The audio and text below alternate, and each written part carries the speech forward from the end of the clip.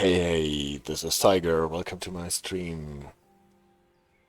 Again, I'm talking over the intro because I don't know how long it will take for the game to boot up. Not as long as last time. So we are in here. Please hear the disclaimer. We're talking about playing a computer game, so please leave the real trains and railway installations alone. I fixed my system, at least I hope I did, so that today probably we will have a normal experience with trains actually running. I will quickly go into the service because we will have to wait a bit, I'm afraid, at a red signal in the beginning. We're going back to the Antelope Valley DLC. What is really a great DLC. I love this route. There are not many routes in the game that have such a lively gradient profile and speed profile as has the second part of the Antelope Valley from Vista Canyon, or even from starting from Burbank to Lancaster. Did I get the correct service? 7:55. Yeah, that's what I wanted to do. AJ, unfortunately, is already asleep, so she will not moderate this stream, and we will have to make do without her.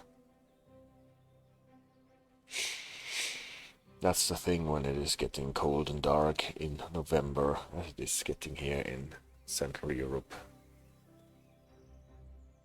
So we will just make our way to the sunny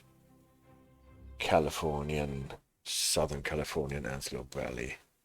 And going from Vista Canyon to Lancaster, so this is the way out, so that we can use the locomotive. Outbound to Lancaster to the Mojave Desert. We open the door. The doors starting here in this station that does not exist yet, as far as I know, in real life, but is supposed to be built. Number lights, the alerter, the ATS. Let's turn it on. And where is the PTC here? So that we actually have all the systems live, all the safety systems that we are going to talk about today. Even though they are not doing a lot in the game, to be fair.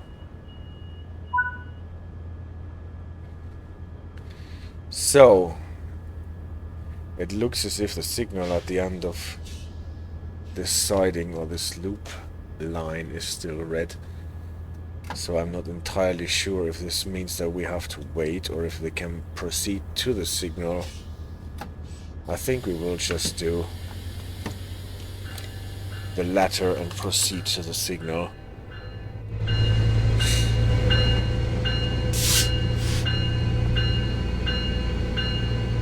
But look at the scenery here.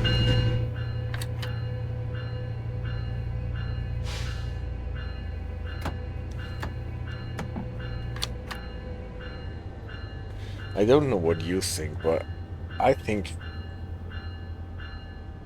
this route is really unique. It is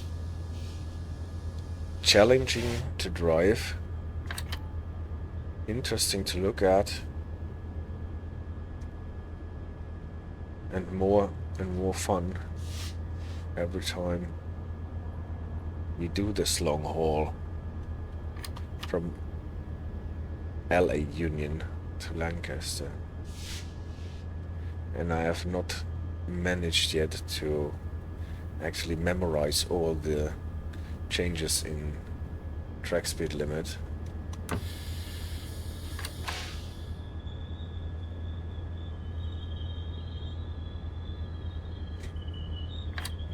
So, apparently we have to wait for a train coming from the opposite direction before we can enter this unidirectional bit of track. Since we are waiting for a train to pass, we should dim the headlights. Should have dimmed them probably when we were at the station. Or at least now to not blind the driver in the train coming from the opposite direction.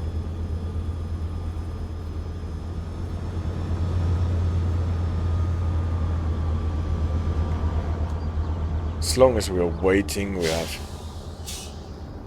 all the time in the world to look at this beautiful scenery. Did you see? The horses are actually animated, wagging their tails, moving their heads. This one is lying down, chewing. That's beautiful. Unlike the sheep and cows that we had before, these horses are alive. There's a bus station. Cars are more or less sitting on the ground.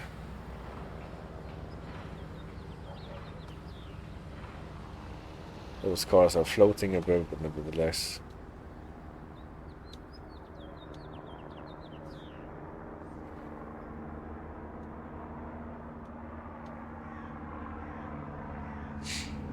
I think this kind of scenery design promises a lot, actually, for future DLCs and future routes.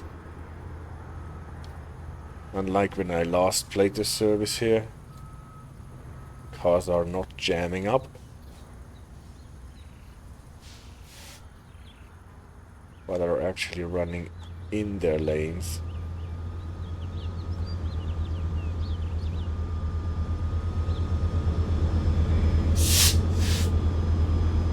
And the hard lighting actually makes sense here.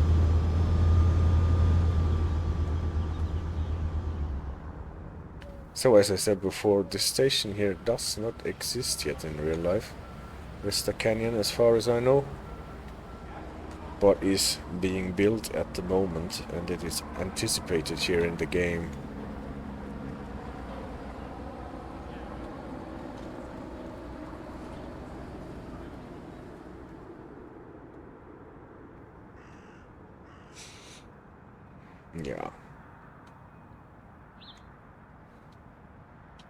Yeah, obviously, you can find always some flaws in the scenery, and there are screenshots on the forums complaining that there are floating buildings and floating cars and stuff.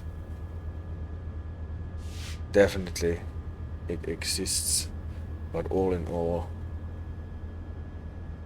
I can't remember that there has been a route that was so interesting to look at. So much change and so much diversity. What are we going to do today? We will talk about the I-ETMS system as a PTC system, a positive train control system that is obviously not implemented in the game yet. We have more or less a dummy screen for it, and you might have wondered what those numbers that are not represented here are actually supposed to mean and how this is supposed to work. I've tried to dig into it, and we will have a presentation in a couple of minutes where I want to present you with what I found out about the safety systems that we have on those trains here. It is a mixture of a vigilance system, the alerter here, obviously.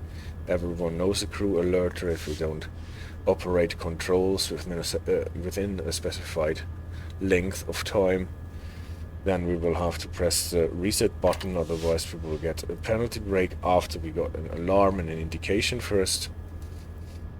Here should be the indication. Unfortunately, it does not seem to work on this locomotive, unlike on prior locomotives or locomotives that have been previously released.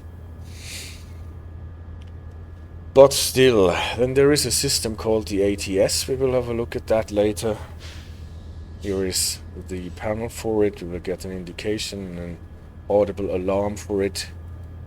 That is, well, everyone who knows the British AWS system or the French Crocodile system or even the first part of the 1000 Hz magnets in the PZB or Integra Signum. It warns us when we are passing a yellow signal, any signal that requires us to slow down. It can also happen with speed restrictions that are not from signals but from signs. And here is the green light.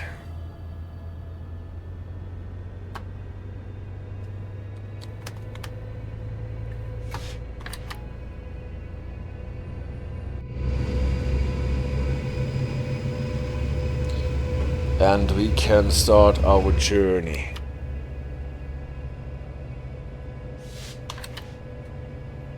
I think I will scroll in a lot so that we can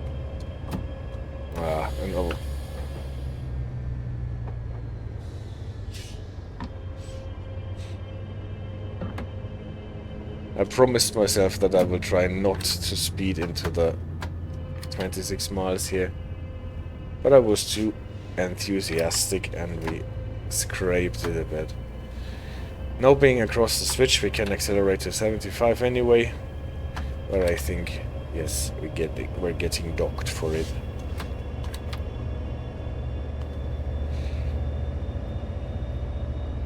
So at first we can really accelerate a bit, you can see that, but then there will be a limit to 55, and most probably we will not be able to accelerate to the 79 because we will hit the 55 first.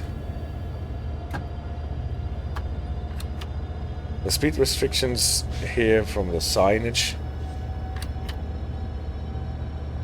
use that system that we know from the Peninsula Corridor. There is a yellow sign announcing a speed restriction, and then without you getting another sign about quarter of a mile or something after the sign, the speed restriction kicks in.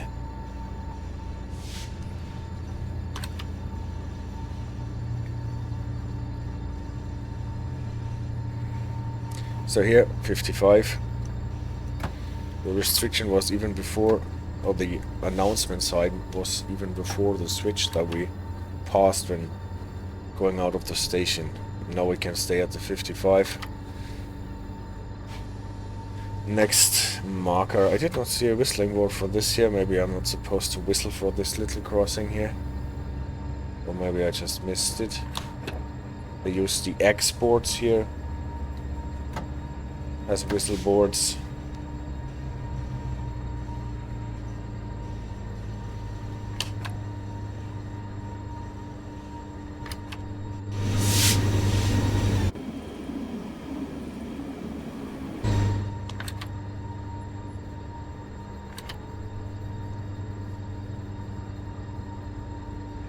And here's the next marker, this yellow pipeline bridge, or what exactly that is. I did not look it up.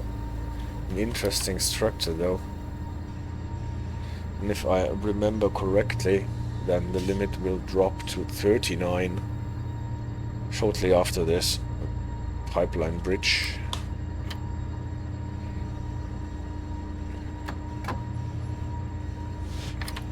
And it's interesting that you have those uneven numbers for your speed limit. 39, 27.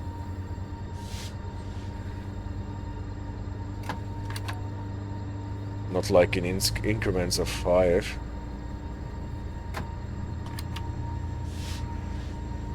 What gives you the idea that it is actually the maximum limit that you can go here.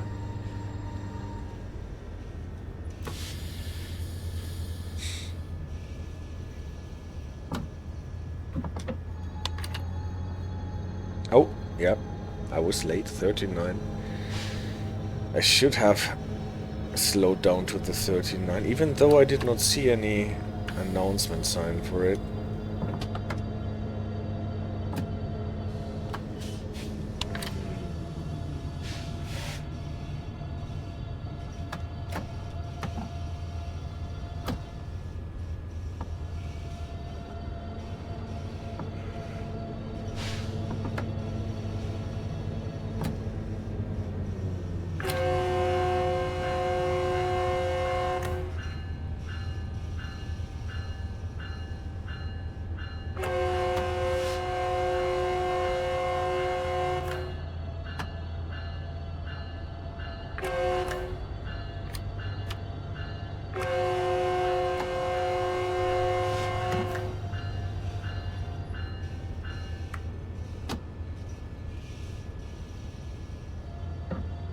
And here is the gradient not harsh enough to slow us down. I will have to take it easy a bit, but now we're running into a quite steep gradient, and that's what gradient, and this is what I meant. It is, well, obviously not difficult to traverse this route, but run it really smoothly on the limit without overspeeding, without falling back too much. At least for me, is quite challenging.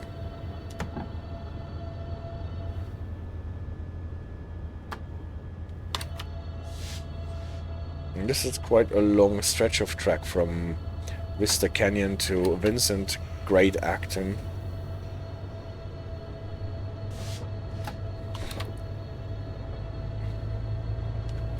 Oh yeah. That happens if I try to derive from route knowledge. I thought there was a further decrease in speed limit, but it was already here when we got on the unidirectional line again. Dropped to 34.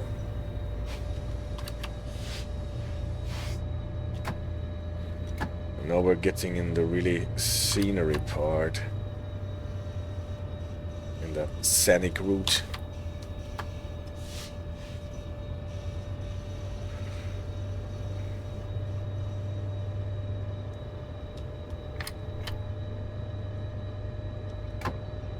And I think they really made an effort to put many cars on the roads.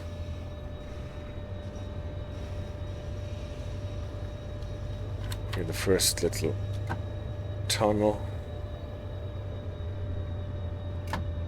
Let's check the profile first, yeah. We'll have a slight increase after that, and then a decrease again.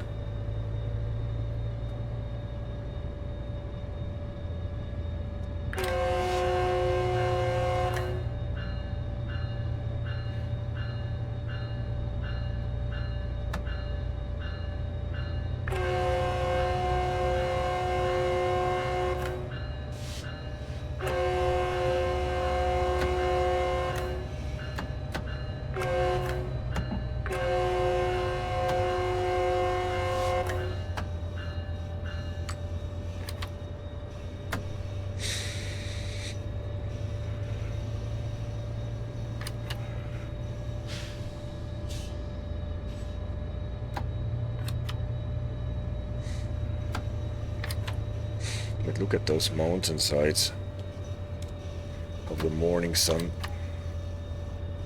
illuminates them.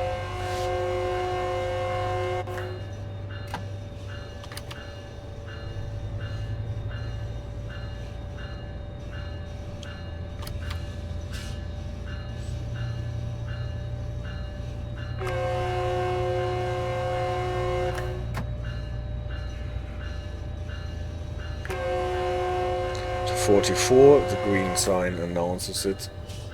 Obviously we have to pass it with the full length of our train.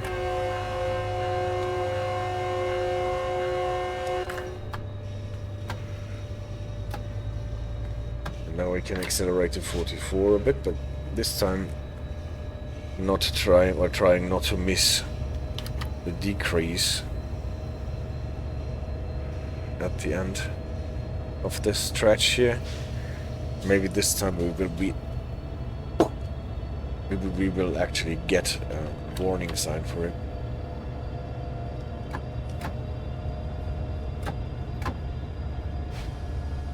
Is this our warning sign? No, probably this is the sign for the opposite direction.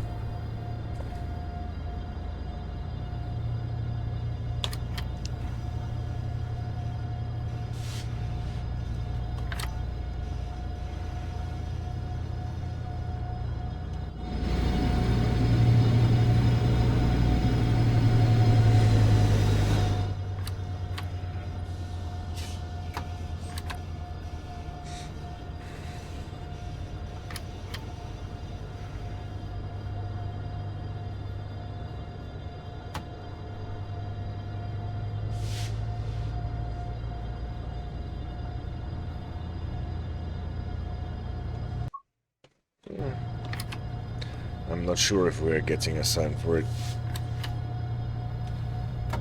Maybe we should just let the gradient do its work from here. Guess we will have to drop to... What does it look like? 39, probably.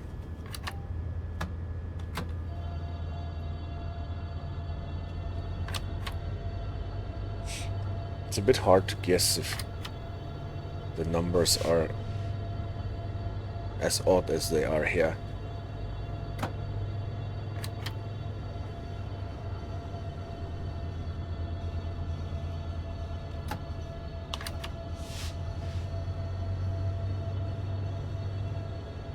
So to be fair, maybe I missed the sign because I was using the external camera from the opposite direction. It's 35, not 38. So still too fast. Good thing that I got my medal for this already. But I wanted to try to drive more out of the top of my head and try to remember the speed limits. I'm not doing that great so far. But nevertheless,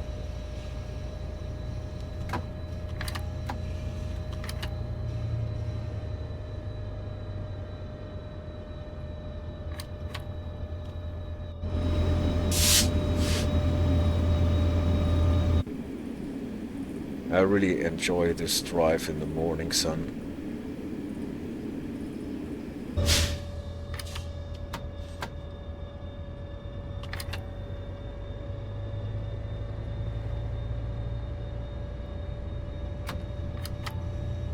So what are we getting warned about now? 29 is incoming. So I think this is something that the gradient can do. No, probably not. Just local brake a little bit to shave off.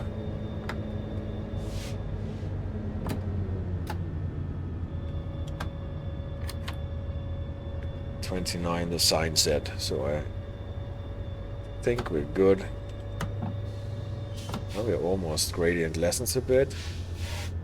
Can't scrape off this 1 mile, otherwise I will get docked again.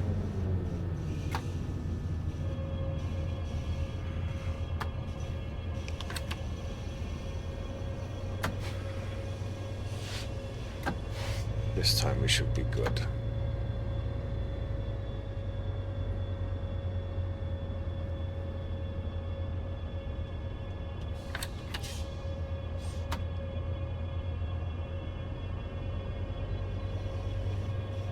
$29, here we are.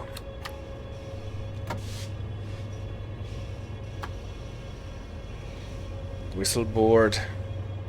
Can wait a bit after passing it because we are slower than 45 miles per hour. But after about 7-8 seconds, we can start the cadence.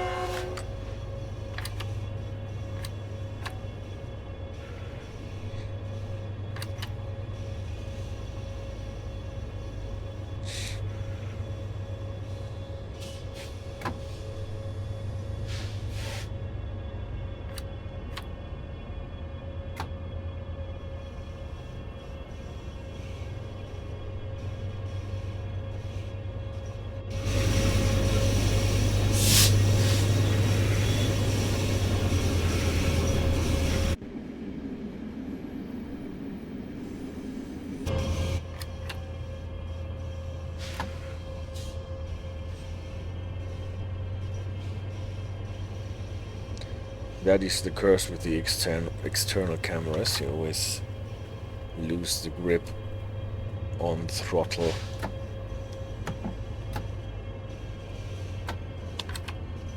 And either go too fast or a bit too slow.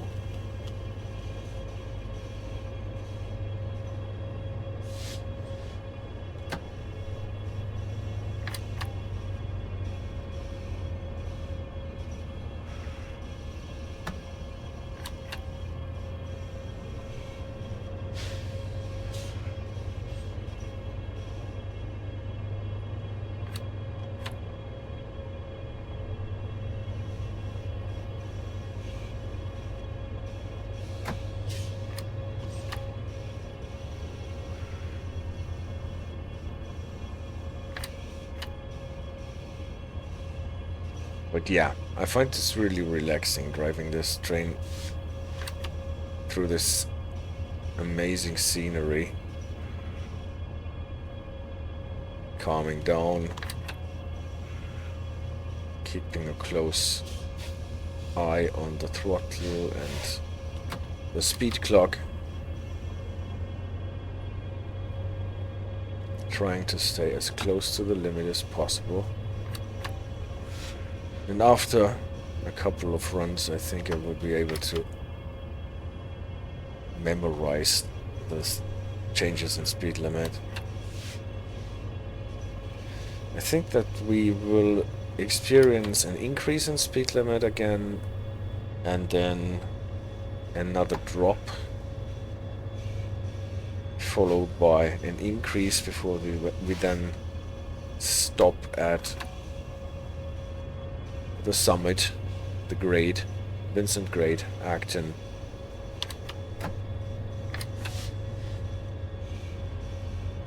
A station that is built a bit like a old town in the west, with sheriff's office and store and a bank. And a station, obviously.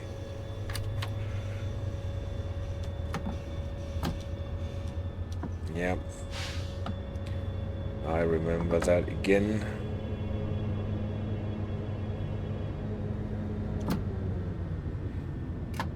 Oh, we did not get docked. Well, that's nice. There was no sign that we have to whistle for this crossing here. Maybe it is not important enough. And here is the next increase sign for the speed limit. What does it say? 35 for passenger trains.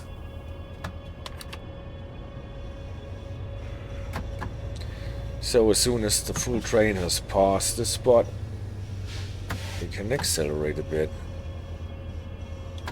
And this is after we pass the signal. Is it raining again? Well, that is actually... It is actually snowing. Well,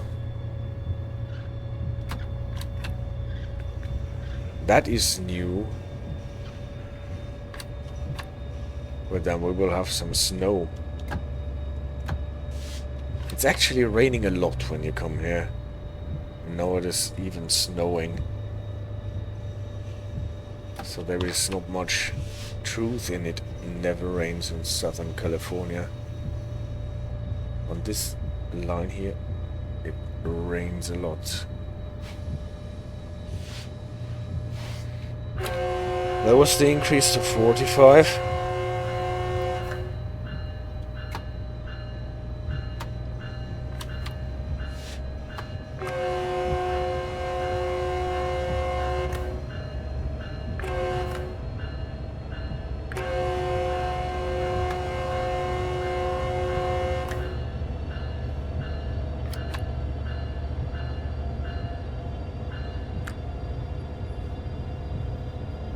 So, but I think there will be another decrease in speed limit before we get to the grade. Yeah, it is already announced here. To 40 at first.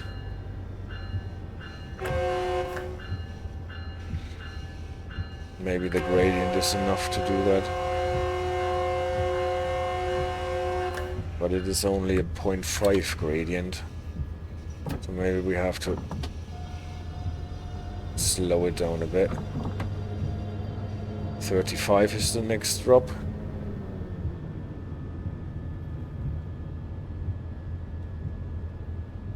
But now it should be okay to let the gradient do its work. Not even reached the 40 drop. 28. Now we are in the 40. Soon enough it will drop to...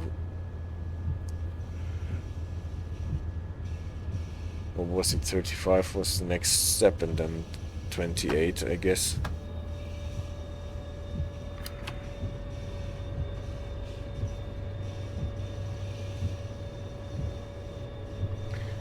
So here the gradient of 2% is definitely enough. We are getting snow here in the canyons. First time I'm experiencing snow here.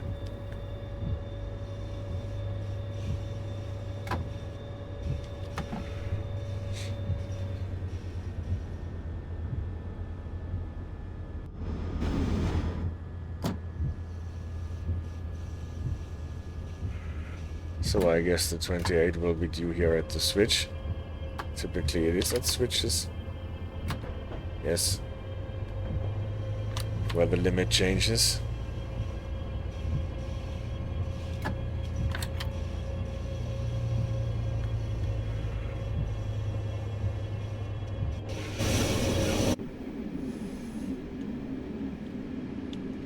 Yeah, well, I picked this because I thought I will have a nice ride in the morning sun to 39. It will increase afterwards.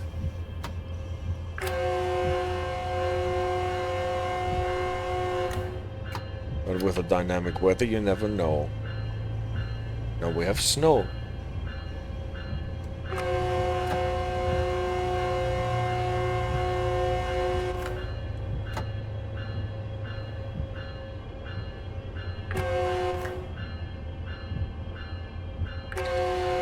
Can accelerate.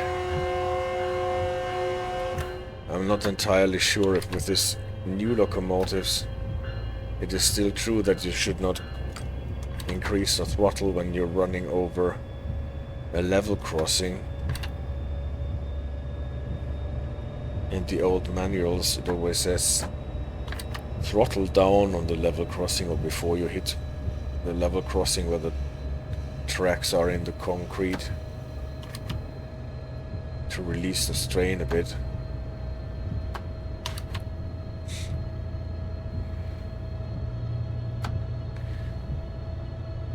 Maybe this is still true for the modern trains as well.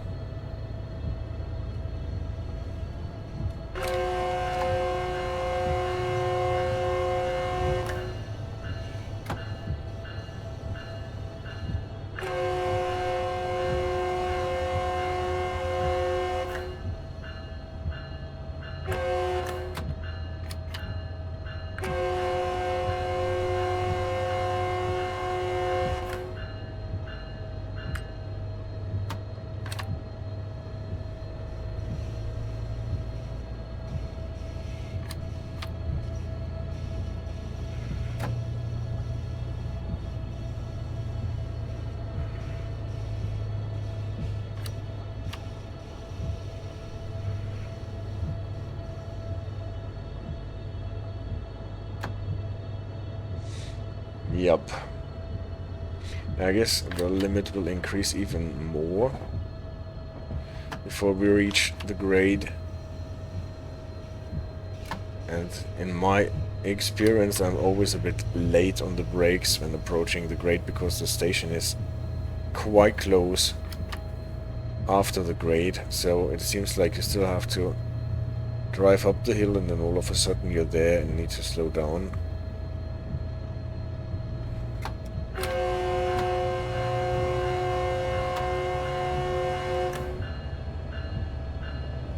Limit increases to 50.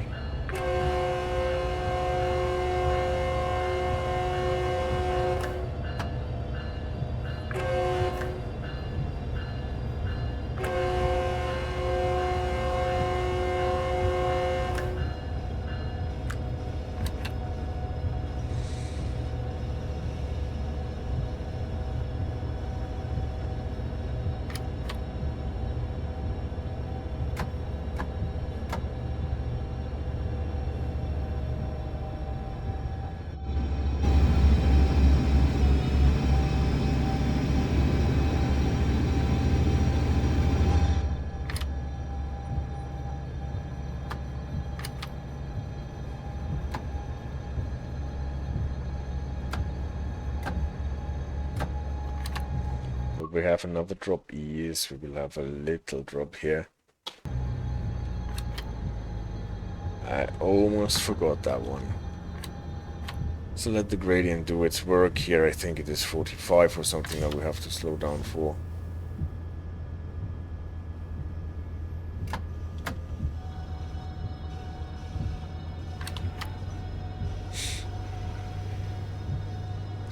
And we're going along this road here to the right.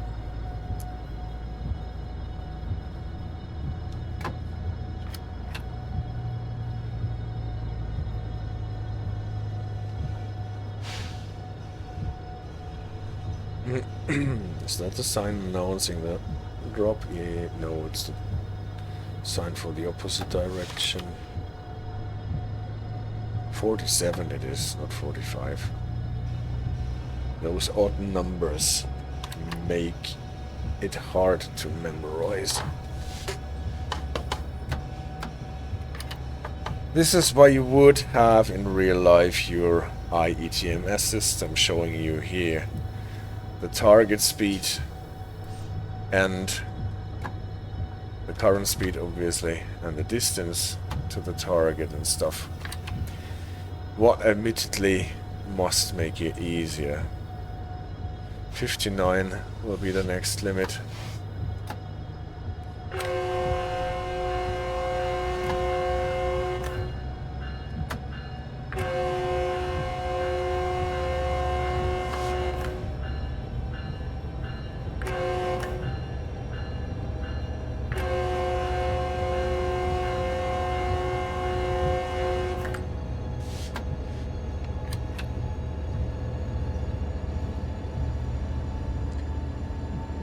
We will probably not make it in time to the grade, but this is due to the fact that we had to wait for the train coming from the opposite direction to pass us before we were allowed to leave Vista Canyon.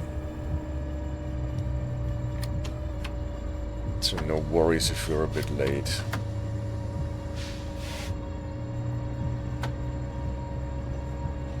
Still a 2.0% climb here.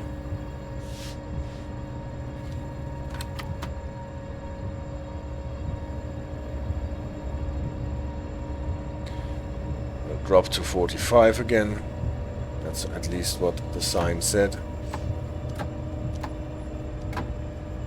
With the gradient lessening, so maybe we have to brake a little.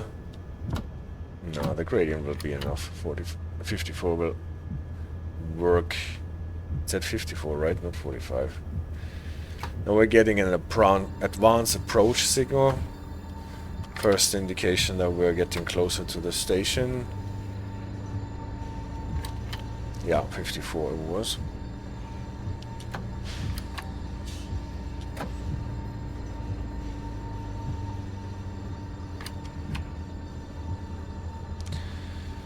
When we are getting an advanced approach signal, this also means that we have to prepare to slow down to 40 at the next signal, what will most likely be an approach signal, and as a passenger train we are not supposed to pass the approach signal with faster than 40. If we can help.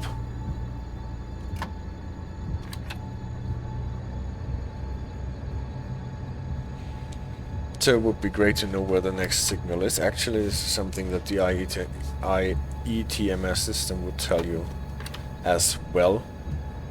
So you don't need to rely on your route knowledge only. But obviously, you need to have the route knowledge. Cannot solely rely on the system alone.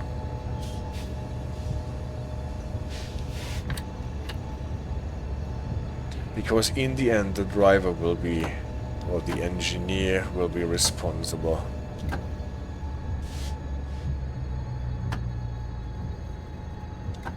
Are we already going at the grade here?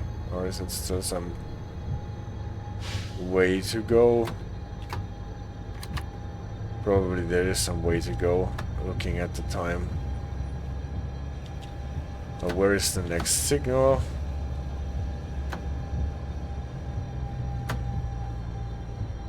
From 47, I think I will be able to slow down. But slowing down too early will lose us time and make us be late. Slowing down too late will make us pass the next signal with more than 40.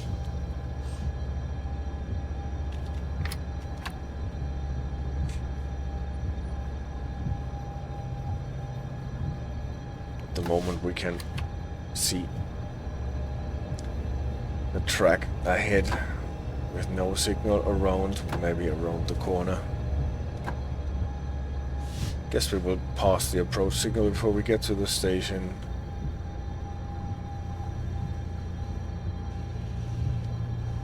And here it is. It's actually an approach diverging signal here.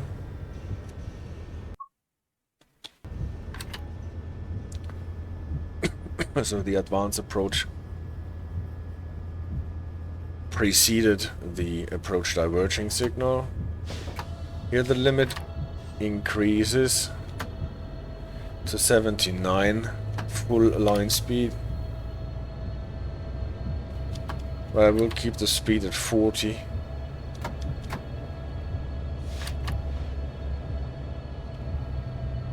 For the diverging approach that we will most probably be getting at the next signal. So the sequence was here: advanced approach, approach diverging, and then, well, maybe diverging approach or diverging clear if the track is clear or has cleared in the meantime.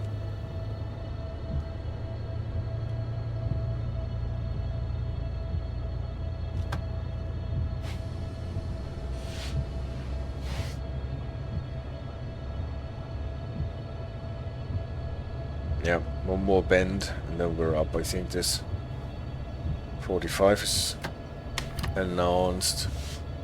You can see this tower-like thingy for the electrical wires, and this is where the grade is, or is supposed to be. There is our diverging approach signal, red over yellow. The diverging is for the other track to get to the other platform, coming here from the unidirectional line, and from here in the station it is with two tracks. And this is the point where I'm always too late on the brakes, because I think, well, we have quite a long way to go, a long distance to go. We are still going up the hill with a steep gradient, and this results in now slowing down way ahead of the station. But we will be grading just here. Oh no, we will be grading actually a bit after the station, I think. The stopping position for this station is one that I'm not entirely sure if it is correct. You see this ramp-like structure here on the right that we are just passing. This is supposed to end up with the second but last store on our train. Now we can see the markers for stop. Here's the 5.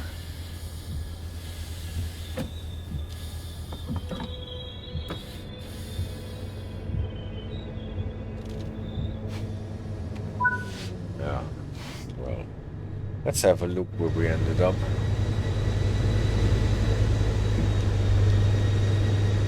I think the white marker is the one where we actually should have stopped. We ran a bit far.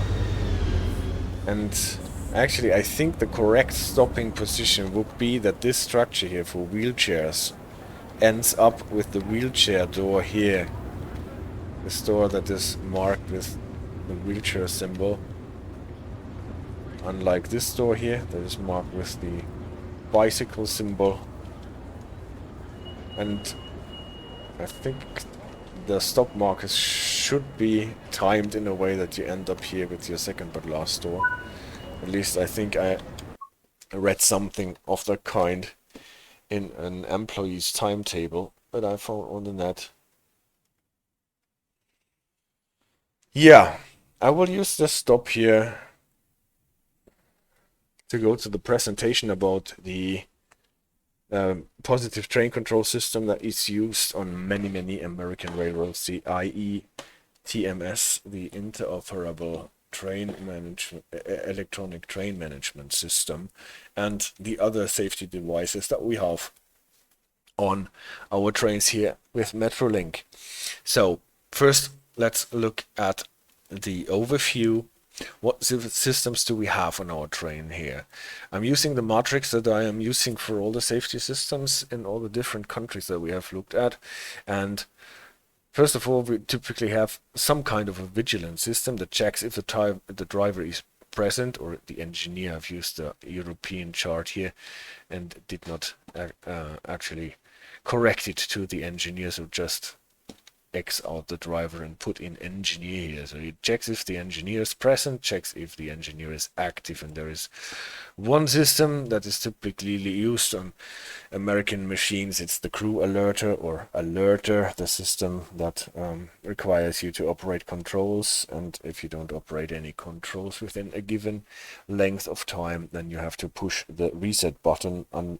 And if you don't do that, then you will get an audible alarm and some indicator will light up. And if you still don't push your button, then you will get a penalty brake. Mind that on the trains here, only on the locomotive, the F125, we actually have a true alerter system that is called alerter system. On the cab car, when we're driving from the cab car, the Hyundai Rotem bi-level cab car, we do not have an alerter. We have not an alerter button, we do not have an alerter fuse, but we have a train management system that we have seen on the bi-level cars in the Peninsula DLC, the ones that come with the baby bullet locomotive, for example. And it acts for all game purposes, at least the same way that the alerter would act on the locomotive. You have to operate controls or push the reset button, or an indicator will light up, it will sound an alarm, and if you still don't push the button or operate any controls, then you will get a penalty brake. So this checks if the engineer is present and active. And then we have systems that check if the engineer is reacting to signals and track speed limits. And before we get to the I-ETMS system, there is a system that you will find switches and stuff for on the caps that is called ATS, what is short for automatic train stop. That is a system that also lights up an indicator and sounds an alarm, and if you do not acknowledge that, then you will get a penalty brake. We will see in a second, or in a couple of minutes to be fair, what actually makes this indicator and alarm go off, but it is not spoilering too much. A system a bit like the AWS system that we have in the United Kingdom, so it warns us about a caution signal or an advanced speed sign, and we have to acknowledge it, otherwise we will get a penalty brake. And then obviously there is the I-ETMS, the Interoperable Electronic Train Management System. What is a positive train control system? That is, we have seen that on the stream last week, one of the two big families of positive train control systems that are used in the United States. So let's have a look at those systems one after the other and how they are implemented on the two vehicles that we can drive on this DLC. on the EMD F125, the locomotive, there is the alerter system. If you open the panel with the fuses, what is behind the second man's seat, you will find one fuse that is called alerter cutout, and it is typically cut out by default. And if you want to use the alerter system, turn on the safety system, and you have to cut it in to use the alerter system. And then when it is running, it should actually show the indicator together with the audible alarm underneath the speed clock here on this main computer screen. I have not seen that it is doing it. I have seen some people complain on the forums that it does not work. There are locomotives in the game that show the alert here. They even show a countdown so that you can see how much time is left before the alerter indicator will light up. I have not seen anything of the kind happening on the F125, so I hope this will be fixed or implemented in an update to come, but I'm not too confident that this will come. It's a bit sad because locomotives with working alerters and alerted displays, indicators of that kind, are already in the game. So it's sometimes hard to understand why it is not working on the newer locomotives then. This is the button that you have to press if you're not operating any controls. It is located here to the right of your brake valve. It is the yellow one, not the red one. We will get to the red one afterwards. It is the yellow one for the alerter that you have to press to reset it. On the cab car, the Rotom cab car, it is a bit different. As we have seen, there is not the alerter, but there is the TMS system. You turn it on the fuse panel that is on the top. When you raise your right hand and turn your head to the right, and it is above the windows. And there is this panel with those fuses, and one of them is the one for the TMS. It is turned off by default, so it will not interfere with your driving. Turning it on, unfortunately, still does not trigger the scoring system point, and you're not getting as many points as you would get on another route with safety systems enabled. It also does not turn on when you hold shift and control and press the return key, but usually turns on all the safety systems that are necessary for you to get a full point. This still does not work. It was promised that it will be fixed even before the release of Train Symbol 4, but so far, as much as I have seen, it is still not working properly. We will see. I hope this will be fixed sometime. This is the panel that you have more or less above your windscreen when you're looking up front. It is here in this area, and there is on the left side a panel headed with TMS, what is the train management system. There is a test button. If you think back to the bi-level cab car that comes with the baby bullet locomotive, the MP36, there the test button actually runs a test program, works, and it does not here, so the button is not even animated. And this would be the indicator for the TMS, so corresponding to this alert here. I have not seen it in action, unfortunately. It would give you an alarm that looks like this funny switching from one side to the other. And we have seen, if you remember, that there is not only this self-test program on the bi-level cab car that comes with the baby bullet locomotive, but on the Oakville subdivision, the only Canadian route that we have in the game so far, the TP9, one of the oldest locomotives, American locomotives at least, in the game, it has an alarm system like this. So the alerter there provokes or actuates an indicator like this. So you can see this pattern happening there on the GP9 in the Oakville subdivision. I have not seen it here yet.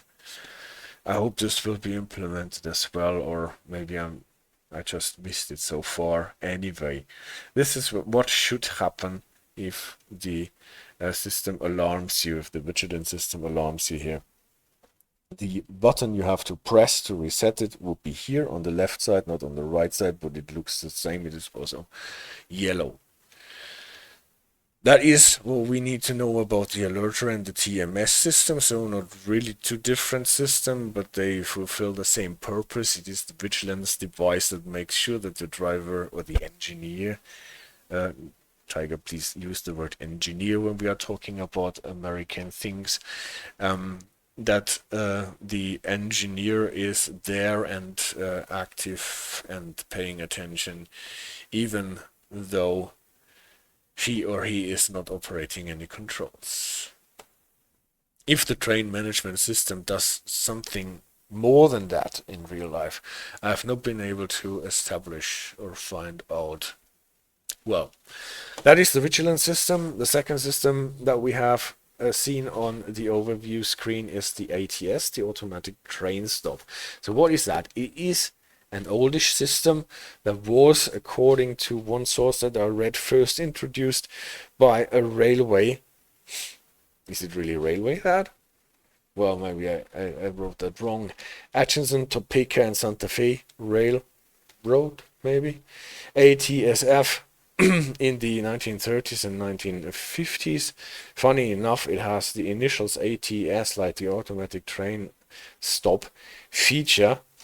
And if you want to read up the regulations, you can look into 49 Code of Federal Regulations, section 336 and dot, and then the 5X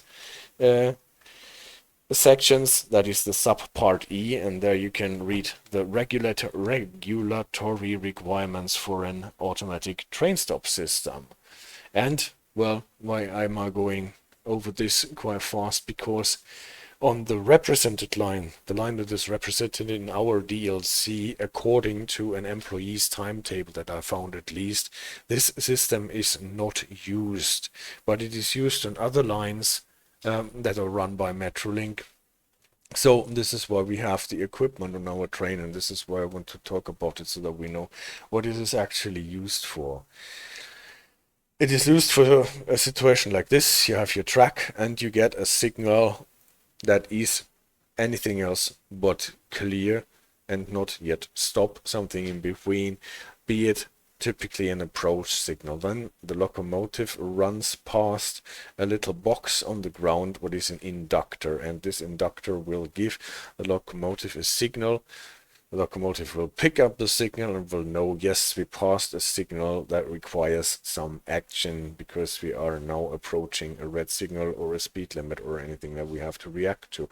And then there will be the indicator that lights up, and it will require an acknowledgement by the engineer. And if the engineer does not provide this acknowledgement, then the train will actuate a penalty brake. So this will happen probably even with an advanced approach, an approach diverging, an approach restricted or restricted signal. At least I'm not entirely sure when with what signals it will work, but somewhere it said anything that is not a clear signal will need acknowledging. So you will hear the alarm, you will see the light come on, and then you have to press the acknowledge button. It can also happen with a speed limit sign announcing a reduction in speed limit. There can be a permanent inductor, and this is why it is called the inert inductor automatic train stop, the I-ETMS, at least to the employee's timetable that I have read, that I have found. And that just means that this inductor is active all the time, and this is just what we know from the AWS system. Inductors that only are switched on if the signal is yellow, not green, and or red later than on, because the AWS magnet is not at the signal but it is in front of the signal. There is a difference typically. And there can also be AWS magnets that are always on, that warn you about a decrease in speed limit at a moped board, for example. So That is pretty much the same system, and this is something that you have for 100 years almost everywhere, like the ATS system, the Crocodile system in France, Répétition de Signaux, what is more or less a system where you have to acknowledge yellows and reductions in speed limit. Also in PZB in Germany and Austria, the 1000 Hertz magnets that you find with signals of a certain kind and speed limit reduction signs that announce a speed limit reduction in a certain range are armed with a 1000 Hertz magnet, and you have to hit your PZB Wachsamkeitstaste to make sure and tell the train that you have seen the signal.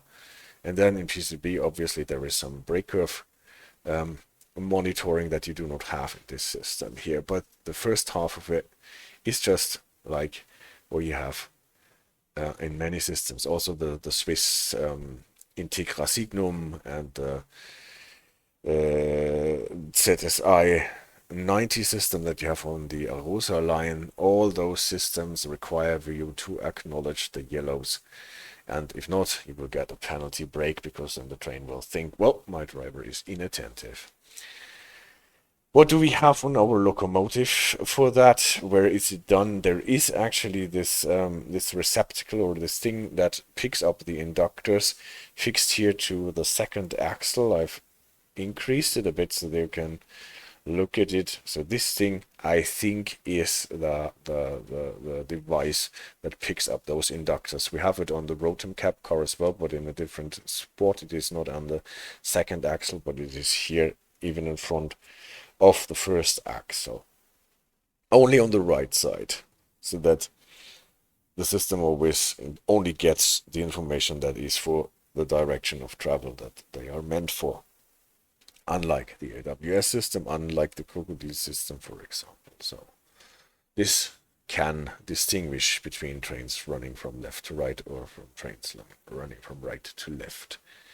But this is quite nice. So we have this in the game, and if you've seen those thingies and wonder what they are good for, I think those are the shoes that pick up the inductor signals for the ATS signal. Again, it is not used on the represented line here in our DLC, but on other lines.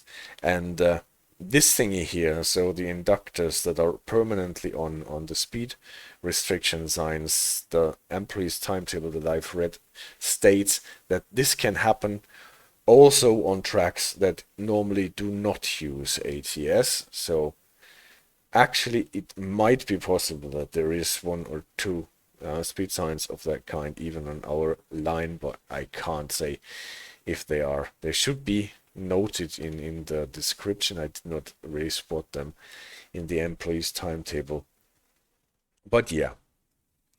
So what would we turn on, or what elements are in the cabs that are associated with the automatic train stop system? We have a fuse for it, a circuit breaker, so we can turn the whole system on and off here. It is on the far right, on the third row if you count from the top. And this is the ATS, the automatic train stop system. This is the panel that gives you the indication. So this red light would light up at the same time you would hear the audible alarm, and this is the speaker most probably for it. It also says ATS acknowledgement request, and then you have to push or hit this button, ATS acknowledgement. Yellow one for the alerter, red one for the ATS. On the Rotem cab car, we have the fuse on the panel on the top right, labeled ATSCB, the automatic train stop circuit breaker, and it is by default on, funny enough, on the cab car. Yeah, but does not do a lot.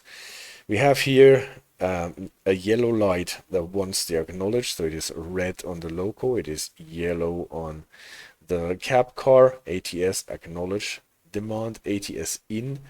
Not exactly sure what this is supposed to say, to give us, and if this is an indicator or whatever. It's just a round lid that is here. Probably or possibly it is associated with the ATS in and out. So we have a cut-out switch for the ATS system here on the panel above our windscreen. Maybe then if we cut it out, we should get an an indication here if it is cut in or cut out. An ATS buzzer is here, so probably this thing here would actually play the audible alarm for us to hear. Again, the system will most probably not activate in the game, but it is in the scope of Metrolink trains, and this is why I thought I should talk about it. And I'm always interested in what all those indicators and buttons are for, even if they have no implication for the gameplay. This will be the ATS acknowledge that we have to push. So again, it is red for the ATS acknowledge and yellow for the alerter acknowledge or TMS alert, TMS reset button. But now for the most interesting part, the I-ETMS PTC system. So that is the new stuff. That is the stuff that is highly difficult, obviously, to implement. And this is the stuff where you do not really get a lot of information about proprietary systems built by Wabtec Corporation. And yeah, there was talk on the forums whether there will be an I-ETMS implementation in the game, and Matt was friendly enough to answer my questions about it, and he said they looked into it, they investigated it, but they found it too difficult to implement at the moment because information is needed that they still can't provide in the game so far, and so they skipped it by now. What did I do? I looked at the type approval letter that was issued by the Federal Railroad Administration for the I-ETMS system. It is this docket number here, so you can look it up at the FRA website if you're interested, and there is a description of the system in this letter, and according to the description of the system in this letter, I've tried to figure out what we have.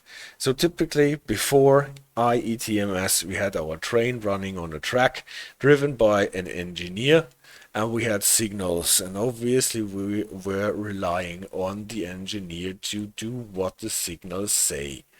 At the other end we have a back office, so that is the dispatch more or less.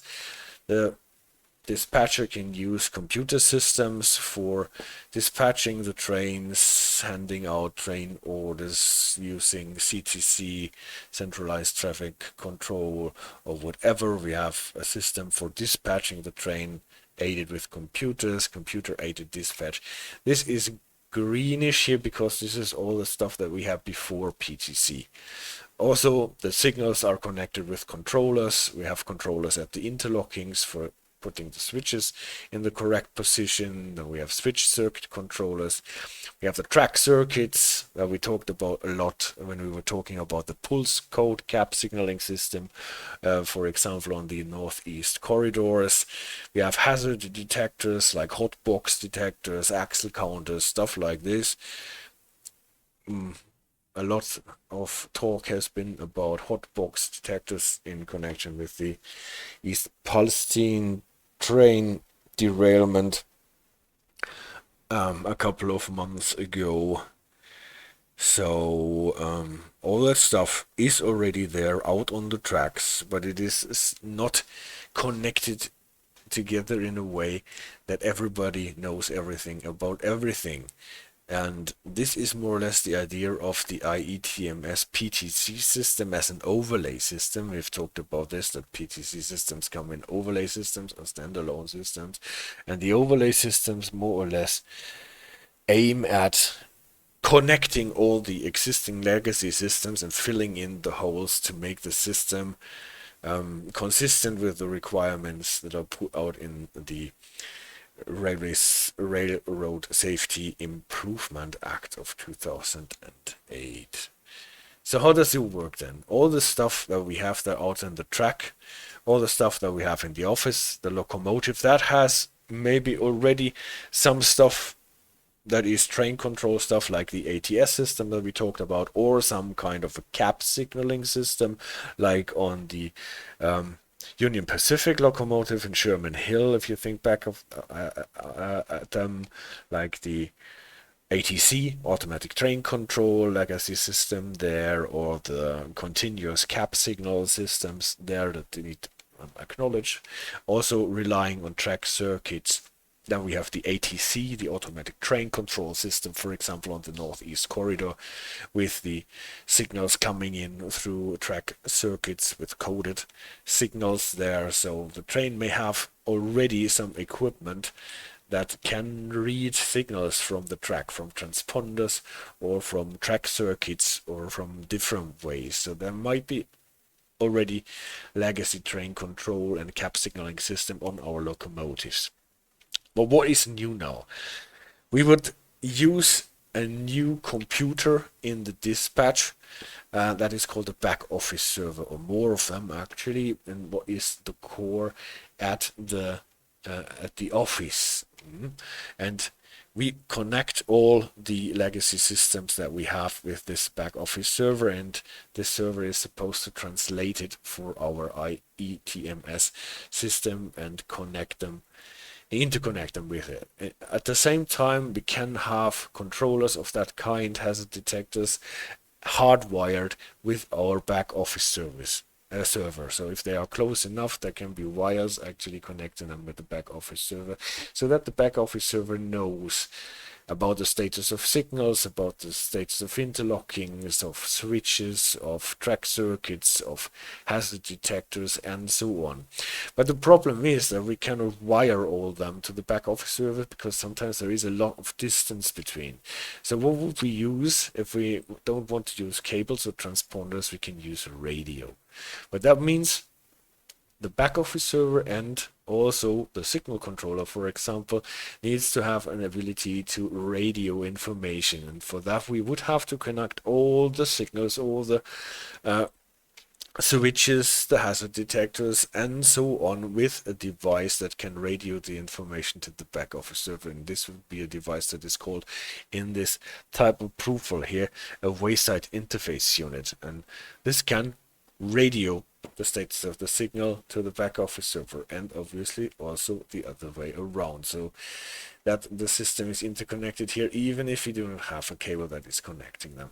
Then obviously the locomotive needs to be in the loop here as well. So the locomotive will get a radio, a 220 megahertz radio in this example here, so that it can connect as well to the back office server and also to the individual wayside interface units at the signals and switches and so on. Yep. So we would for this use one or more radio networks, so at least the 220 megahertz private narrowband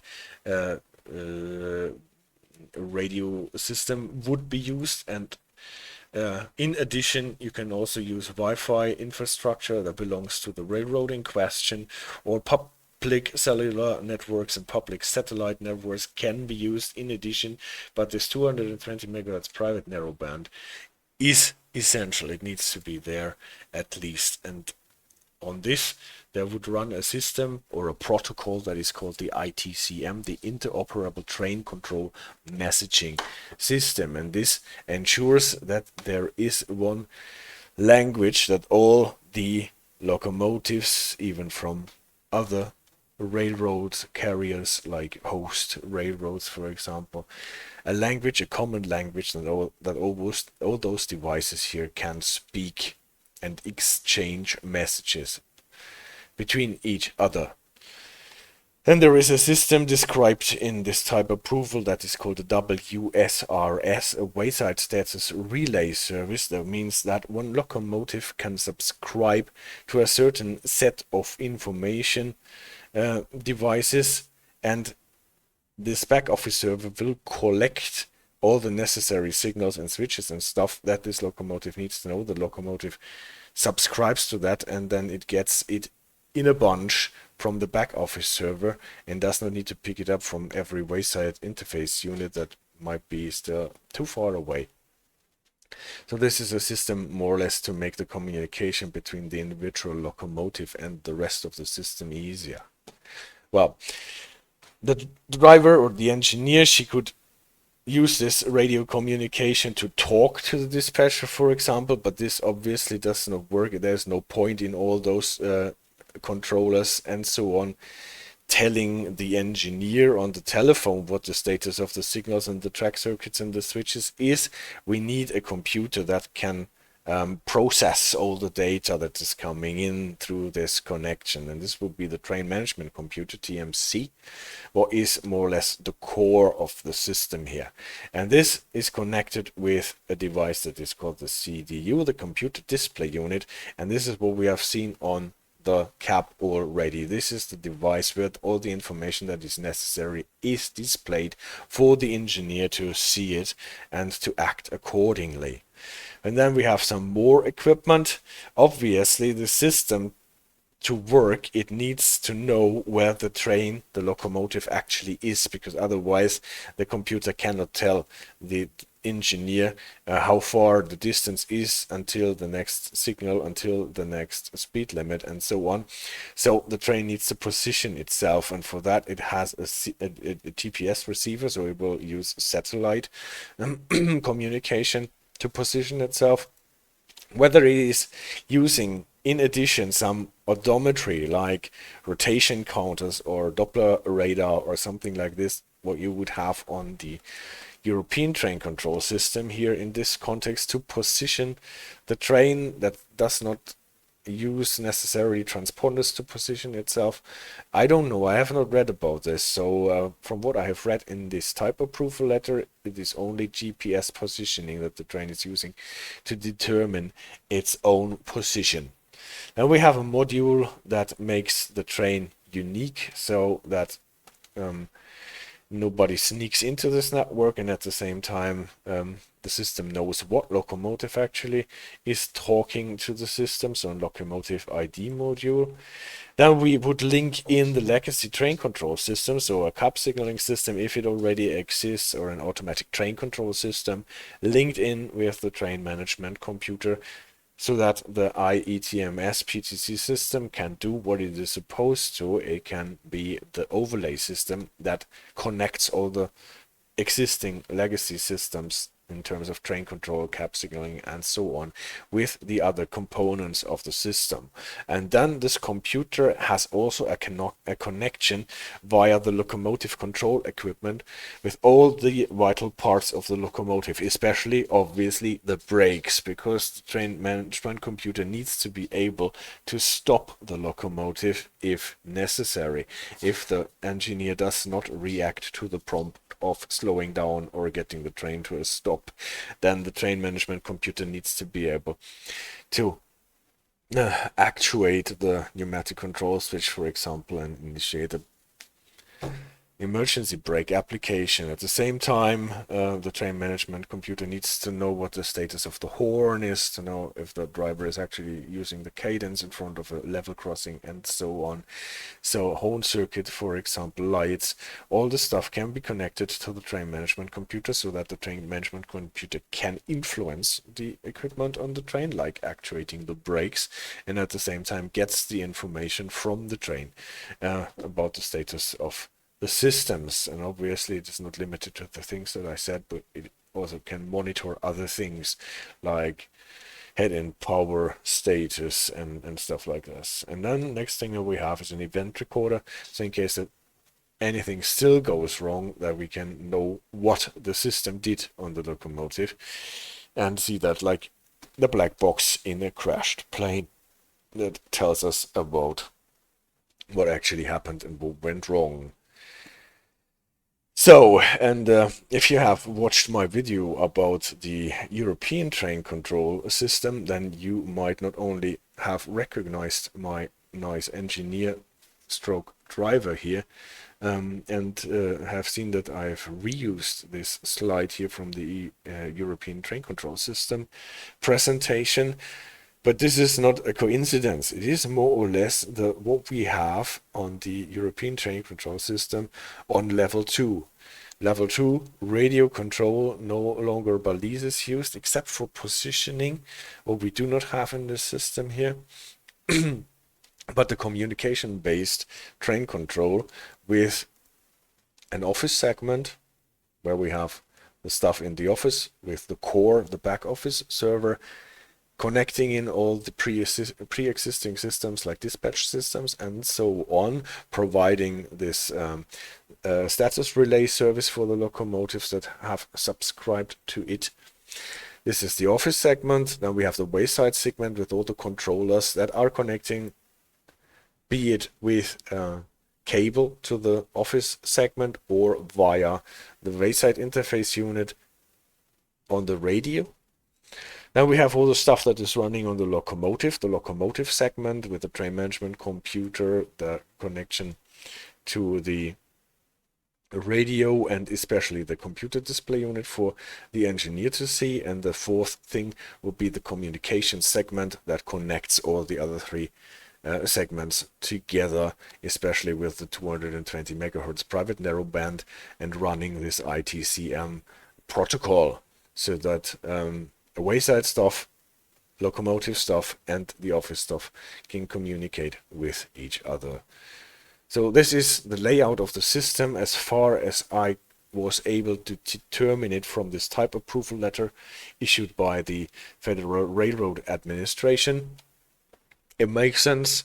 It has a lot of things parallel with the level 2 ETCS system and with other systems that use communication-based train control as well. Obviously, you see the limitation. The problem is if the train gets disconnected by whatever reason from the radio connection, then there might be a problem. Where do we find stuff of that kind connected in our cab?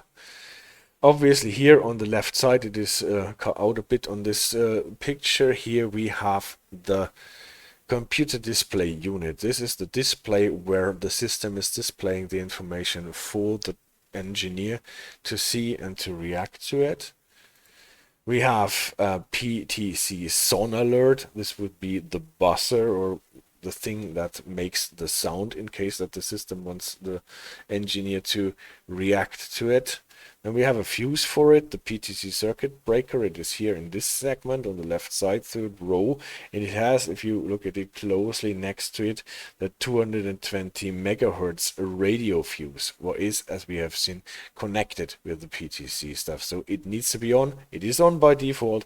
The PTC is switched off by default in the game, and we have to turn it on to turn it on. Nothing happens so far on the game, but to use the PTC we would have to turn it on, and we need the 220 megahertz radio to link in our locomotive into the communication segment with the other systems that are running there. On the cab car we have this screen here, and we have a fuse to turn it on, but that's it more or less. There is not much more for it in the cab car. You see that we're using a sticker here, what is quite nice because it was not a thing when this car was first built, and it was obviously retrofitted with the PTC system here. And this is why this screen is sitting here in the corner most probably. So we are talking about hypothetical stuff because the game does not run it. But I have tried to find out how this system would actually look like. This is what the game is giving us. You can see map is not available. So here should be a map. System is cut out. This is telling us cut out. And it would display the actual speed here. Sometimes it works. I have seen screens of that. I've not checked if it works in the DLC in question here, but sometimes they are actually showing the current speed here in the line that is with asterisks here will be actually the maximum authorized speed at the moment. We'll see that in a second. Then you can see that there are SD, WD with asterisks and then a pi symbol. What is a bit weird, we will see that this should actually be FT for feet and not a pi symbol. Well, here in the game, for whatever reason, we are getting displayed a pi symbol. Then there is the word milepost.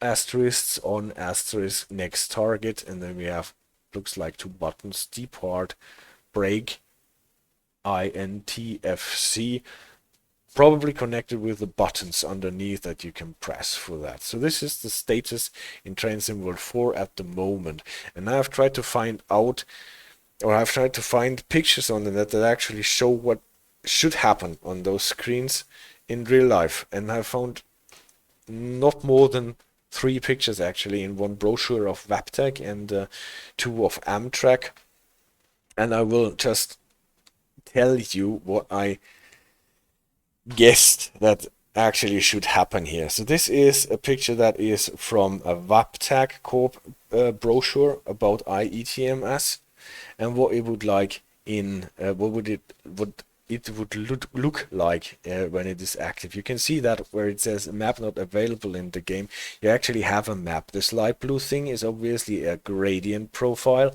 with mileposts in between, 17, 18, 19, and so on. Underneath you can see the green light with the yellow and the red. This is obviously a representation of the line that you are running on, with a siding here. And this little white thing is, I don't know if you can see it on the stream, is a signal. So it tells you where the signals are. And interestingly, this part here, this white thing, is not a tunnel, but this is your train, if I am right, if I read this correct. So everything I'm telling you here is more or less guesswork, because I do not have any reliable information on it, but just what I tried to guess when comparing those 3 pictures that I have. So this is your train, tip and end. I guess this is the train. It goes consistent at least with this milepost 17.4 on main. This is about here, 17.4 on the main track. So this might be the current position of the tip of the train, and this here is the representation of the train. At the same time, here you see the current speed and the maximum allowed speed, the time zone, Eastern time. In this example here, you would see the train number RR974 and active, so that the system is active, not cut out like in the TSW4 screen, but active. What this line, this white line with those white things on the side are, if those are platforms, if those are hazard detectors, I've not been able to establish that so far, but it somehow also gives you some information. And there is more information here. You can see Baker. This might be probably an indication of what siding this is, and you see the word authority from milepost 15 to milepost 25 on main, and this is your movement authority. If you think back to the stream of last week, where we were talking about the difference between positive train control and negative train control, then we have seen that the deciding thing to make a positive train control system is that it issues movement authorities, that it does not stop the train if it has to stop it for some reason, but it in the first place only issues a movement authority, and if the movement authority comes to an end without getting renewed or replaced by a new one, then the train has to stop. And this here tells you that this train is allowed to go from milepost 15, what would be somewhere on the out of the picture already to the left, to milepost 25, what would be out of the picture still to the right, on the main track, not in the siding. And this corresponds here with the fact that this line here is green and the siding is red. So the train has movement authority to go on the main line from 15 to 25. And then most probably it will get radioed in a new movement authority so that it can go on or not. And if it does not get a new movement authority, then the train has to stop before it passes milepost 25. And it is not allowed to go into the siding, and the system needs to be able to enforce that. And it's one of the 4 requirements of a positive train control system, that it prevents a train from going over the switch that is set to a wrong position. Then you will get information here about next target speed 20 miles per hour in 1.1 miles. So this is giving you an information about the incoming restriction. And if you look at it, the tip of the train is at 17.4, and here we see a little bit of a yellow line in our green line, and this most probably is this next target here, limited to 20 in 1.1 miles. So it would be 17, 18.4, 18.5. This is exactly here. So the engineer knows that he has to reduce the speed from at the moment 32 miles to 20 miles until he gets there. You can see that here. What if the engineer does not do it? I think now the red line here and the yellow vertical line here and those two figures here come into play. There is a red line closer to the train and the yellow line not that close to the train, and I think that this corresponds with the distances given here. So this might actually be those about 1,000 feet in front of the train and the 2,640 feet in front of the train. And again, this is only guesswork and assumption on my side. I would say that ST means stopping distance and this means warning distance. This is calculated by the train system with brake curve models, calculating at what point the train actually needs to be stopped latest to still make it for the 20 miles per hour reduction here. Target speed control, target speed monitoring, like we have seen that in a couple of systems, and it shows the engineer when this will happen. So as soon as this red line will hit the beginning of the target, then you should get a penalty brake. And as soon as the yellow line hits the beginning of the target, you will get a warning. And how this looks, I think I have seen in those two pictures that come from an Amtrak media brief that can be downloaded here. In this situation here, you can see that our train is much shorter. It is probably only an engine running light here. It is an Amtrak train here now, AMT 101, active at the moment, traveling with 40 miles per hour, and we are already getting a warning, braking into 29 seconds, speed reduction to 20. Next target speed 20 miles per hour in less than 3,000 feet. Again, tip of the train is here. Here is the yellow part of the line. This is about 3,000 feet probably, and we have seen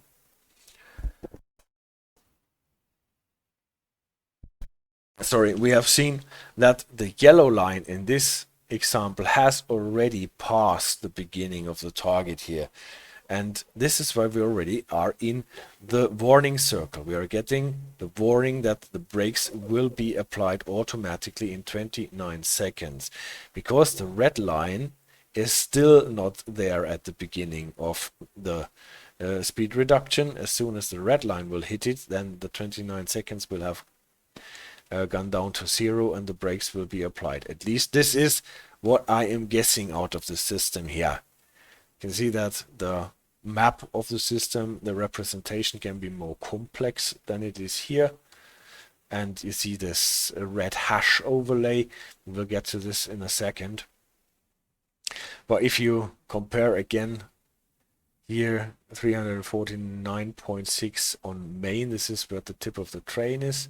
Stopping distance is 1,000 feet in front of the train. Warning distance 1.3 miles ahead. This would be here. So we are here in a situation where the warning distance, if that is the word for WD, has already passed the target. The stopping distance not yet. So this is where we are in a warning where the engineer can still take over control and prevent the penalty brake. This is most probably the display of a situation where the penalty brake is already active, but not the situation where here the red line hits the target, but if the first picture is about target speed monitoring, then this here would be ceiling speed monitoring. This train here is running 44 miles per hour in a section where it is only supposed to go 40 miles. So this has nothing to do with the target that is coming up here in 3.8 miles to 25, even though the warning distance has already passed here with 1.9 miles here, but we are too fast, even though the stopping distance has not hit the beginning of the target here. So I guess if this train traveled at 40 miles per hour, we would still be in a situation like here with yellow implementations telling us warning, braking in so and so much seconds. But because the train is already going faster than the speed limit that is active at the moment, the train is slowing it down. Speed reduction to 40 miles per hour here in this situation. So ceiling speed monitoring, target speed monitoring, those are terms from the ETCS that we have talked about in the streams at this point. And yeah, at least this is what I think one can divine from those little pictures that we have found here. They are not really explained in those documents here, but only shown as an example. But I think it makes a lot of sense to see that, especially that this is the train position, that those lines indicate at what point you will get a warning and at what point you will get a penalty brake when they reach the beginning of the target. This is shown here. You can also see that on those two pictures we do not have a movement authority displayed for whatever reason. Maybe this because this is an example display or whatever. The next thing that I have been able to find out, I have found a signaling chart from the Burlington Northern the BNSF, let's say it like this, before I get confused with my abbreviations. Burlington Northern Santa Fe, is it right? No, at least this is what I'm talking about. Signal aspects and indications. This is a signal chart actually, also giving you the cap signals that are connected with the signals.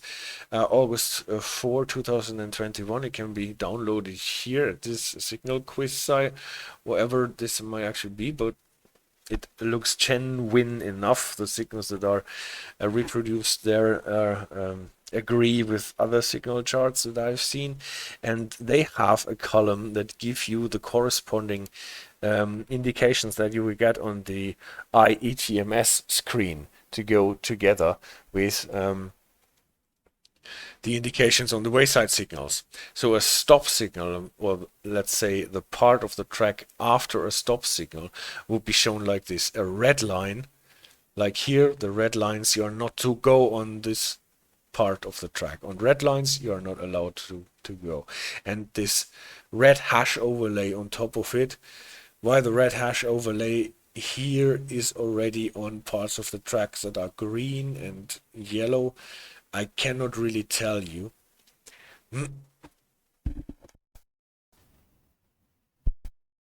But at least this is what the signal chart here tells you. Typically red line, red hash overlay. You may not enter this part because there is a stop signal in front of it. If you are only allowed to go with restricted speed in certain parts of the track, you will get a yellow line with a yellow hash overlay here. And the yellow line without the hash overlay is a speed limit part here. That is, according to this table here, only connected with approach. Maybe in signal territory that does not use route signaling as the BNSF signaling system does, but speed signaling, you will get a yellow line also with slow signals. Maybe even with medium or limited signals. Don't know. At least here in the BNSF signal chart, it is only associated with approach, also diverging approach and all the other approach variants that you can get. Whereas clear, approach medium, approach diverging, advanced approach they have in the BNSF signaling system, they are displayed as a green line on this display here. Also, what we can find is that non-enforcing track, where the system doesn't work or where we don't know what the signaling status is, will be shown as a gray line. Probably what we have here in the end, or at the beginning here, because maybe we don't need to know that. Train has no data for it, or it is a line where the system does not work. And that work zone limits are shown with a bluish hash overlay. One of the 4 requirements that the PTC system has to protect the train from entering is work zone incursions. So the train is not able to run into a work zone to protect the workers there. Yeah. This is what I have been able to dig up in terms of I-ETMS, positive train control system. A lot of it is guesswork, a lot of it is comparing and assuming, because there are not really many sources that give you an insight in the system. So if you have better information, more information, anything to correct concerning the things that I have presented here, please don't hesitate to let me know in the comments. It would be very interesting to find out if one can find out more about this stuff. Yeah, that was that. A very interesting thing for me. I don't know if it was interesting for you as well. I find it a topic that should be pursued further to maybe be able to implement it in the game, so that we do not have this dummy screen here that shows us the current speed. So far it's nice, but it also shows us the next target and our position and all the other stuff. But from what we've seen, well, I think one can understand why it has not been implemented yet. It is a complex thing, no question. And now I guess we get our train home. Next stop is Palmdale, and that is also already the second but last stop.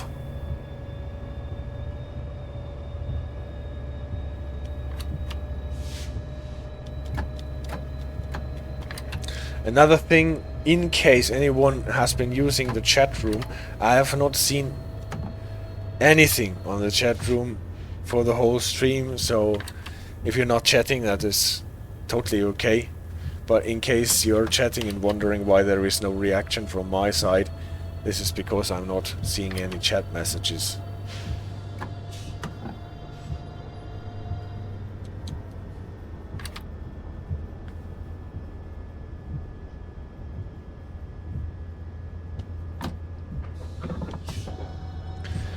So now we're going downhill.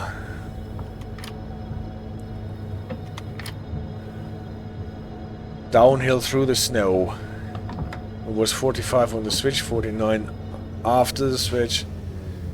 And I think it will go faster even.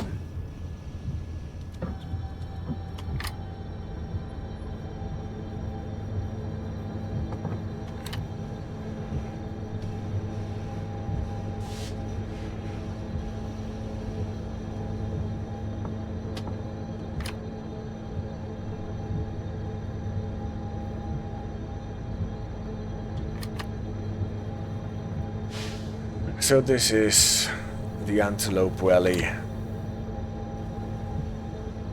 with snow.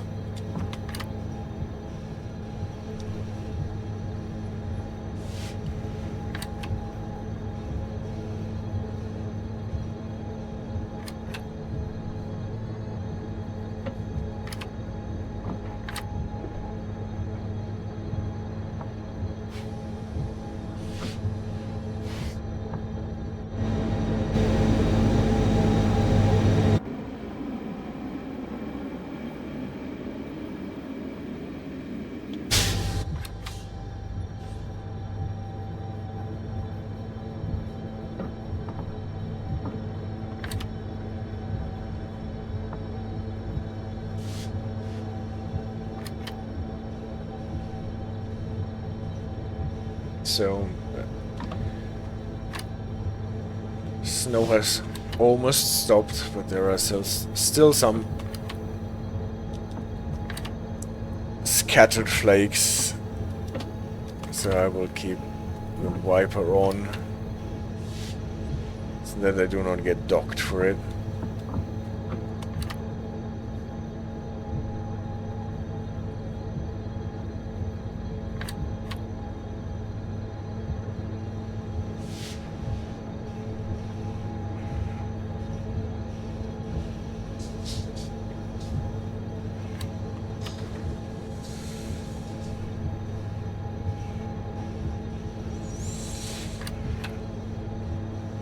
It looks almost as if we applied a black and white filter here, but I can assure you I have not.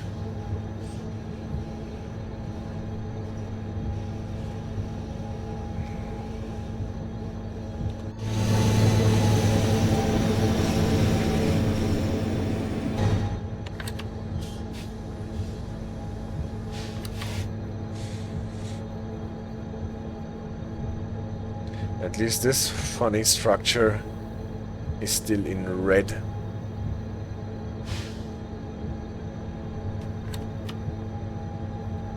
There is this bright red structure here and the bright yellow structure on the other side. At least some yellow school buses are here, and a green sign telling us that we can speed up to 79. Full line speed as soon as the train has passed the sign.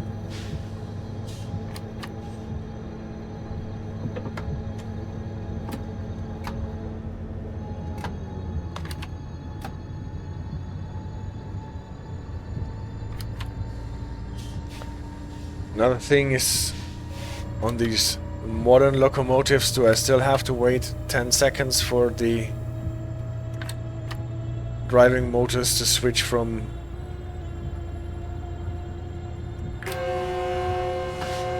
braking to traction and vice versa?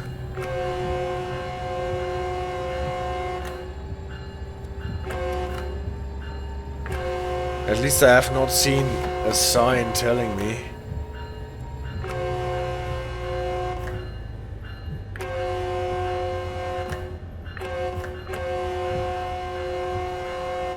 Okay, I can't see the chat, but I've seen that there is a follow 4 minutes ago. Drago plays 08. Thank you very much for the follow.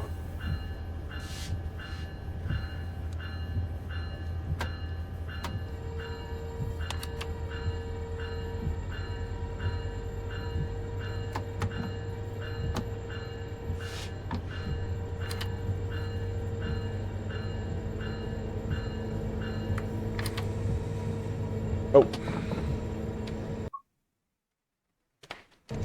I totally missed that speed limit here.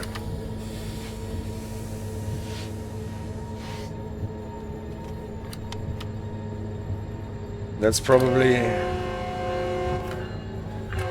when I'm reading my stuff instead of paying attention.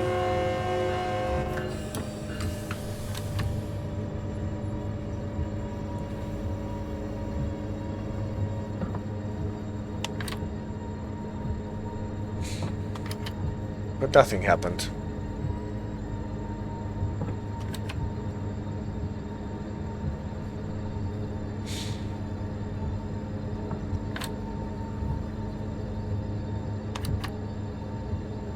But isn't that great? So many changes in speed limit. I can't remember a route where you have that many changes in speed limit between two stations as there are between Vista Canyon and the Vincent Grade Acton.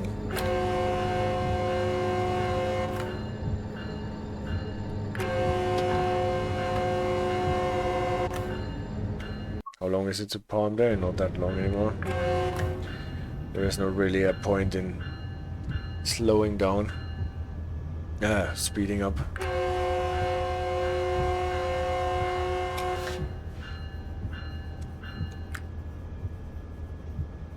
And again, we will be late, but, well, we had to wait at the red signal in the beginning, and later then I was dawdling at the grade because I was explaining my presentation. So, just as a good railroader, I'm always quick with excuses for being late.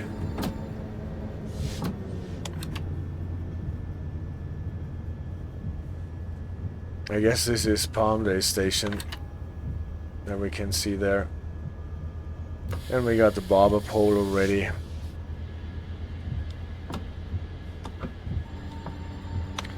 So let's see how this train behaves in the snow. I've never tried to slow down this train in the snow.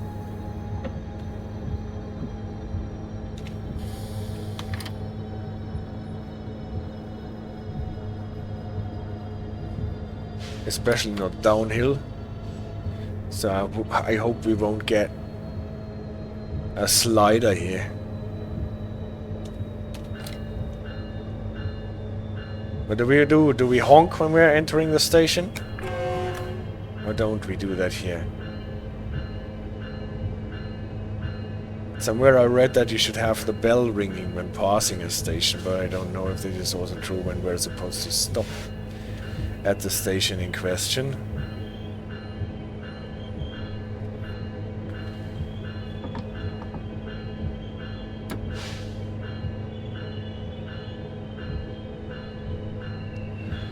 There are the 5 cars. Why are we still slowing down, by the way? The brake's not released yet. No. Almost stalled the train, but that is okay. I wanted to have it slow so that we can stop with. No, we don't stop, or do we stop? But the 5 cars markers here outside the window can't see. Well, anyway. Let's see how it works here. When we stop at the 5 cars marker, does our second but last store end up? No, we would have to stop much earlier to end with the second but last store here for the wheelchair ramp. But honestly, on the other hand, is that prototypical that you have this gap here between the wheelchair ramp and the train? If so, then there should be something that can be extracted from the train here to cover this gap, right? Otherwise, it does not make a lot of sense.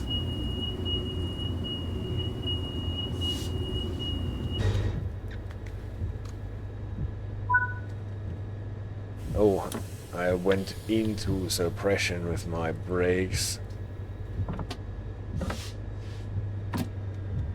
Not really a problem. Now we have to honk because we're approaching a level crossing.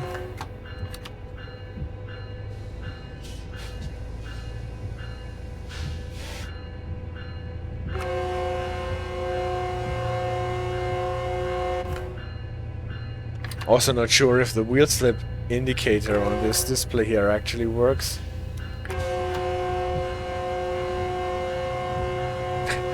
Look how many cars have to wait for us to pass this level crossing here. How they are queuing them.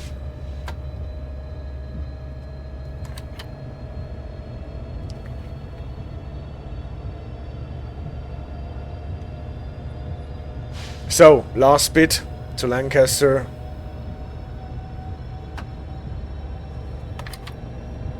Only slightly downhill, so we can accelerate to the full 79 miles per hour.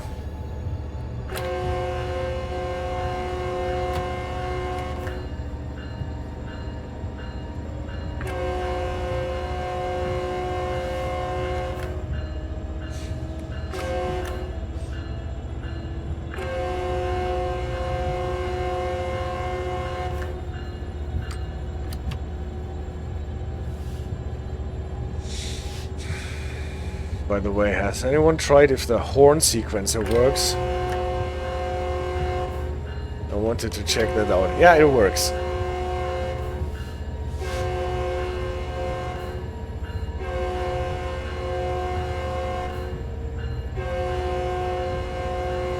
So this is just...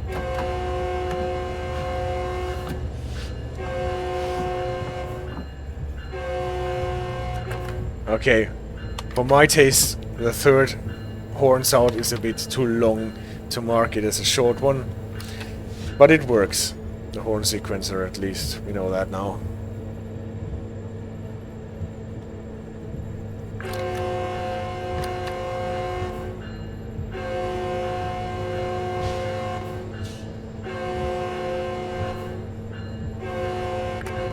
Yeah, okay. But it is too fast for my taste.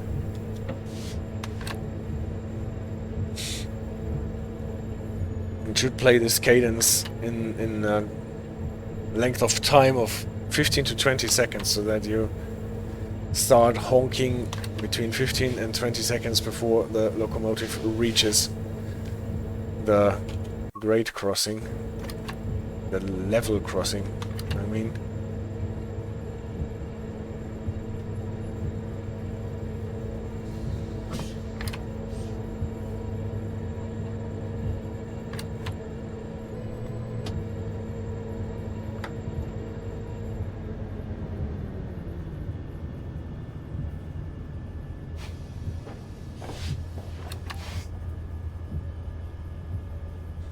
But you might have noticed all the stuttering got so much better compared to the first time that we played this route here.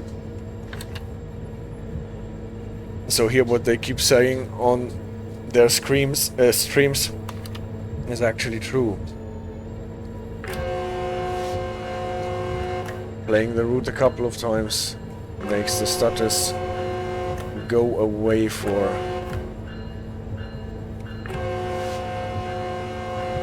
at least a lot of them.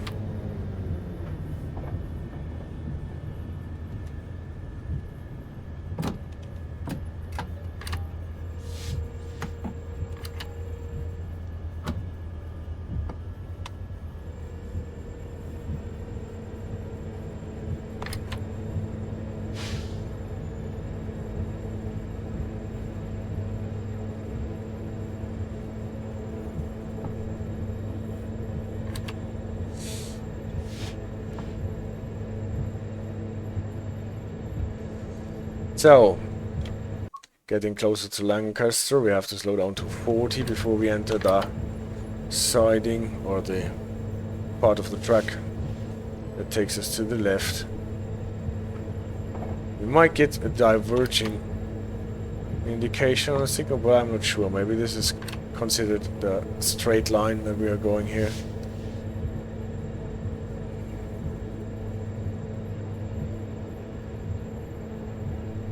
I'm also not sure whether we are getting some sort of warning in form of a speed sign. But I think now it is appropriate to slow down a bit.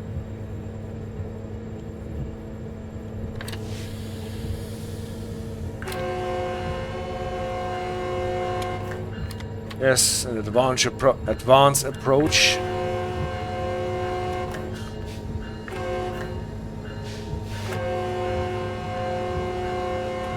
Requiring us to slow down to 40 at the next signal. Or until we get and pass the next signal.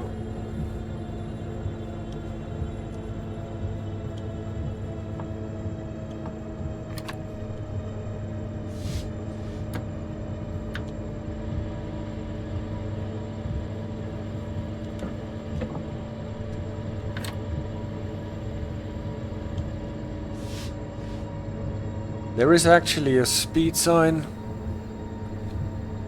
It's 40, yes.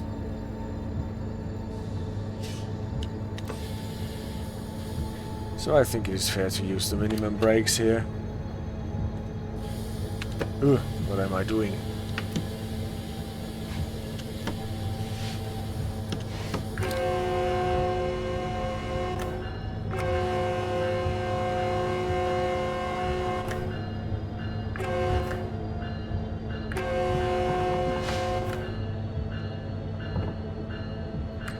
bailing off when using air brakes and dynamic brakes together is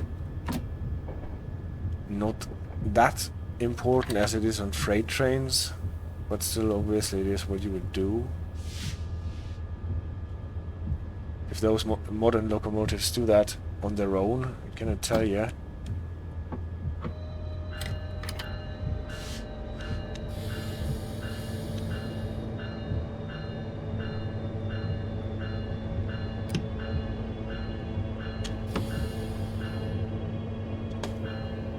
I don't think they do. You can see it on the brake cylinder reading.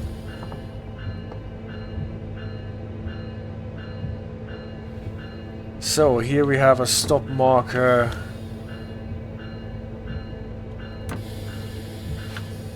That is called the spot loco. This is where the loco has to go. Can't really see it on the right side of our train. Typically there's still a way to go after we can't see it anymore from our windscreen.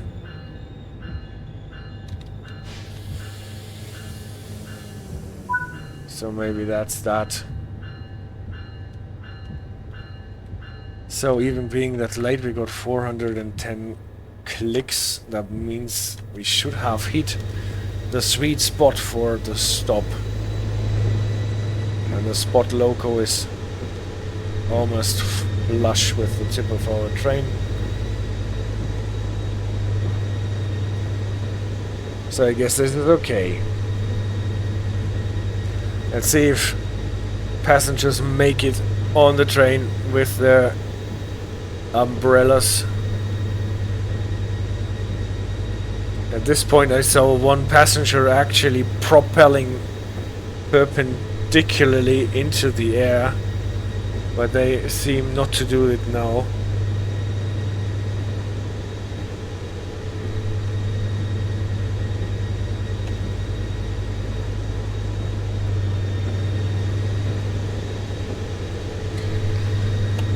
So then we will close the doors. Here you can see, whoop, they got propelled into the air when the doors were closing.